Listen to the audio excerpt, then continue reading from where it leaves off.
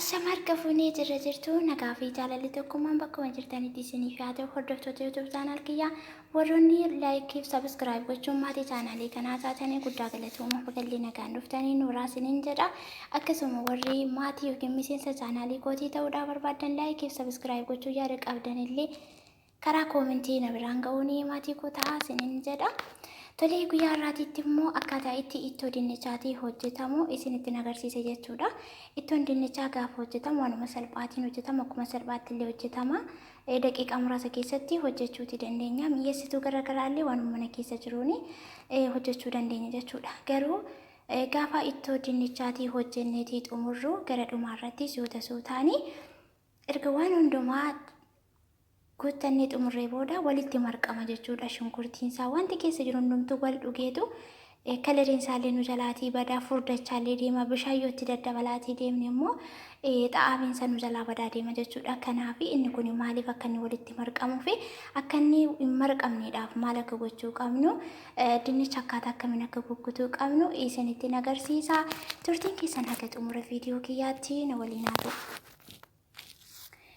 Tolee ittoo dinnichaa hojjechuudhaaf amma wanti hundumaa qopheeffadheetiin jira jechuudha. Kuni qullubbii diimaa yookiin shunkurtiidha. Akkaataa akkanaattiidha kan hin kukkutee qopheeffadheeru. Isin immoo saayizii isin barbaachisetti kukkutachuu dandeessu. Xiqqeessitanis kukkutachuu dandeessu. Gurguddistaniis homaa tokko rakkina hin qabu jechuudha. Nama akka kanaatti barbaadeen kan hin kukkute. Shunkurtiin kun mataa sadii jechuudha. Kun akka kanaatti baay'een isaa xiqqeessee hojjechuu barbaada isin garuu nama hojjettanii fi maatii ta'a qursii illee miti misaatiif jechuudha. Nama sana madaaltanii shunkurtiin illee hagam akkasiin barbaachisu fi keessaniiti murteeffachuu dandeessu malee shunkurtii amma kanaa timaatimii amma kanaa shunkurtii adii amma kanaa jedhee isinitti himu jechuudha. Kanaaf ani waan qopheeffadhe kun shunkurtiidha akkuma isiniin jedhe dura. Saayiziin isaas kun akkuma mul'ataa jiru kanatti kun immoo timaatimiidha jechuudha. Xixiqqeessee kukkutee kun immoo shunkurtii adiidha. Akka kanaatti daakee qopheeffadheetiin jira. As gara kana kan jiru immoo kuni maajii jechuudha. Maajiin kuni mi'eessituu garaagaraatiidha kan inni of keessaatii qabu. Maajii kana fayyadamtaan taanaan ashaboollee baay'inaan isin hin barbaadu. Maaliif jennaan kana keessa xaa'amuun ashaboo waan jiruuf jechuudha. Kana fayyadamtanii ashaboo gaafatti baay'istanii nyaata sanatti ashaboon baay'atee jechuudha. Kanaaf kana fayyadamtan taanaan ashaboo xiqqeessitanii fayyadamuutii qabdu. Kuni maajiidha maqaan isaa. Yoo jiraate fayyadamaa yoo hin jiru ta'e rakkina hin qabu dhiisuu dandeessu. Kun immoo soogiddaadha jechuudha kan hin qopheeffadhe. Kun immoo kaarii paawuderiidha. Mul'ata jedhee yaada. Kuni kaarii paawuderii. Kaarii paawuderiin kuni amala kalarii jijjiiruullee of keessaatii qaba jechuudha. Gara bicaatti jijjiiruutii danda'a. Akka hirdiitti fayyadamuu dandeenya garuu mi'eessituu garaagaraatii of keessaa qaba jechuudha. Kaarii paawuderiin kun yeroo baay'ee nyaata hojjedhu keessatti yoo fayyadame baay'ee teestii of keessaatii qaba jechuudha. Kun immoo barbarreedha. Barbarrees kun hagana ga'u kanan qopheeffadheetiin jira. Kun immoo qundoo barbaree jechuudha. Qundoo barbaree yookiin pepper black isa jedhamu akka kanatti qopheeffadhee jira. Kun immoo best tomato yookiin immoo juusii timaatimiiti jechuudha. Juusii timaatimii kunuuti tomato paste kan jedhu kunuuti jechuudha. Isa kana irra caalaa nuti nyaata biyya keenya gaafa hojjennu kan nuti fayyadamnu barbarreedha. Barbarree nuti qopheessinu immoo baay'ee qimaaqimii garaagaraatti funaanameeti kan hojjetamu kan inni qophaa'u waan ta'eef kan yeroo baay'een fayyadamnu garuu timaatimii fireeshii sirriitti hin fayyadamnu jechuudha. Nyaanni timaatimii fireeshii keessa jirullee baay'ee teestii gahaatii yookiin immoo mi'aawwaaf keessaa qaba jechuudha. Amma garuu barbarreen hin qaba garuu maaliif akka kana fayyadamuu barbaade barbarreen kun ni guba jechuudha. Maaliif mi'eessituu garaagaraa keessaan qabu barbarree qofaatu jechuudha. Qaaraa masaatu diimaa maqaaraatu daakame malee wanti itti ta'e tokko illee hin jiru. Dirqama shunkurtii adiin itti ta'uu qaba. Kororimaa garaagaraa of keessaatiin qabu jechuudha. Paawudarii masaatu hojjetu koo anamma kunoo haala kanaan jalqabee jira jechuudha. Hojii isaa kun shunkurtii duwwaadha. Homa tokko illee ittiin goone zaayitiin illee keessan jiru jechuudha. Shunkurtiin ofii isaatii iyyuu bishaan waan of keessaa qabuudhaaf hamma bishaan isaa keessaatii dhumutti dirqama eeguutii qabna jechuudha. Irraatii garuu fagaachuu hin qabnu. Maaliif jalatti illee hin qabataa, bireddistiin akka kanaallee hin qabataa. Aluuminiyeemii waan ta'eedhaaf garagaraatti qabachuu danda'a. Yoo qabate immoo hin gurraacha'ani jalaatti jechuudha. Walitti adeemu. Tolee hordoftoota kiyya amma shunkurtiin kanarra ga'eetii jira jechuudha. Kunoo akka kanaatti bishaan san keessaatii fudhatee jira. Zayitiin ani fayyadamu kunoo kanadha. Litil laayifiidha. Zayitii amma nagahu fayyadama.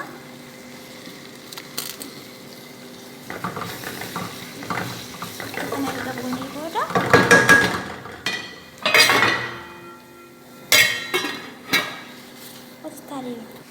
tolee hordoftoota koo amma kanarra ga'eetii jira jechuudha. Akka tokko waraabuun namatti hin mijatu. Jalqaba shunkurtiidha, achi zayitiidha, achi shunkurtii adii, achi timaatimii fireesh jechuudha. Achi immoo kunoo juusii timaatimii sensiniin jedhedha. Kunoo amma ittoon keenya sadarkaa kanarra ga'eetii jira jechuudha. Bishaan ittiin daballe ammaallee jechuudha. Bishaan timaatimii fayyadamaan jira. Tolee hordoftoota koo ittoon keenya sadarkaa kanarra ga'eetii jira jechuudha. Akka kana sochoosnee booda maazii kana isiniin jedhe maaziidha.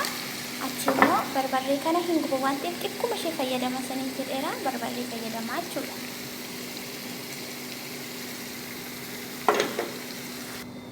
Tolee hordoftoota kiyyaa akkuma dura isiniin jedhee ittoo dinnichaa salphaatti hojjetamuu danda'a. Garuu gara dhumaarratti nu jalaa badaa hin marqama. Yoo bishaan itti baay'isne immoo yeroo hojjetutti teestiin isaa nu jalaa badaa isiniin jedhee ture jechuudha.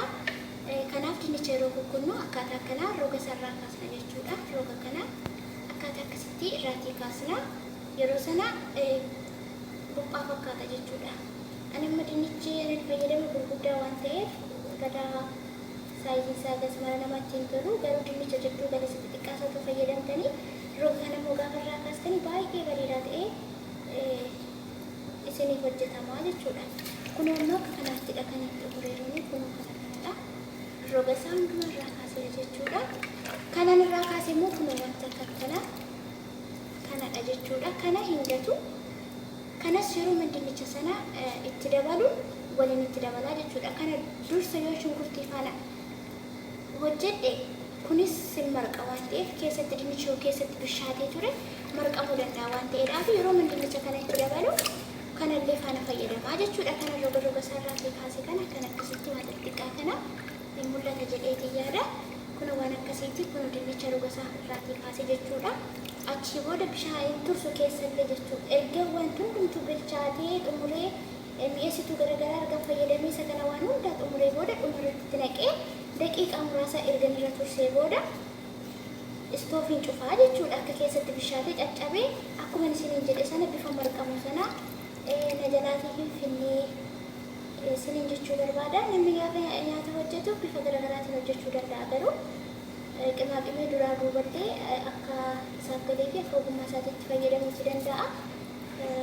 Garuu gara dhumaa kanarratti ittoon dinnichaa hin marqama jechuudha. Yeroo baay'ee yeroo namoonni hojjetanii kanaaf dinnicha roga sarraa kaasuudhaan erga wanta hundumaa hojjettanii xumurtanii immoo dinnicha kana umarratti yoo fayyadamtanii ittoon keessanii kalariin isaallee wanti hundumtuu bareedaa ta'e teestiin isaallee otoo bishaan ittiin baay'atiin isiniif argama isiniin jechuun barbaada. Bishaan xiqqoo xaxxabitti godhachaatii deemna jechuudha malee yeroo tokko bishaan mataa irratti gannaquun balleessaa deema jechuudha.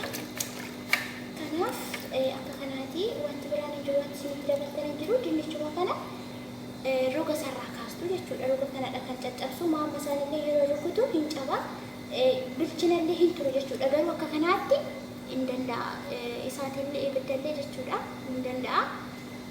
Yeroo dheeraa sirriitti tursiisuu osoo hin taane hamma irra tursitanitti iyyuu kuni hin cabullee waan tokkollee hin ta'u akkasuma bifuma amma mul'achaa jiru kanaatiin isiniif argama jechuudha.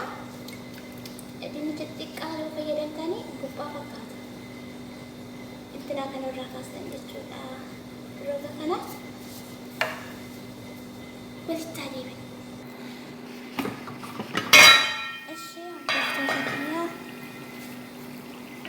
Ittoon keenya kunoo sadarkaa kanarra ga'eetii jira jechuudha. Amma kan fayyadamu akkasuma jedhe kaarii paawudarii ashaboo fi qundoo barbaree jechuudha. Badaa dura duuba eeguusaa akkasuma hin barbaachisu maaliif kuni wal'i lukkuu miti waan ta'eedhaaf badaa nama rakkisu garuu xiqqoosa marqama hin furdata yoo furdate immoo gaafa bishaanitti daddabalaatti inni teestii sanuu jalaatii badaa isa jedhamuuf malee. Tolee hordoftoota koo amma ittoon keenya kanarra ga'ee jira jechuudha. Akkuma isiniin jedhee bishaan lafa jedhee yookiin bulluqee fayyadamna malee bishaan qorraa fayyadamni gaariin ta'u bishaan xiqqoo fayyadamna jechuudha. Tolee hordoftoota koo ittoon keenya sadarkaa kanarra ga'ee jira. Haaluma isiniin jedheen dhumarratti amma waan hundumaa xumuree waan jiruufi dinnicha sana ittiin dabalaa jechuudha. Tolee hordoftoota koo ittoon keenya sadarkaa kanarra ga'ee jira. Agamma waan hundumaa xumureetiin jira jechuudha. Kunoo bifa kanaatiin isinii ba'a. Akkuma isiniin jedhee kunoo roga sana gaafa irraatii baastanii bifa buphaatiin isinii ba'a. Hin marqamullee hin furdatullee teestiin isaallee jalaa isin jalaatiin badu jechuudha. Kunoo akka kanaatti.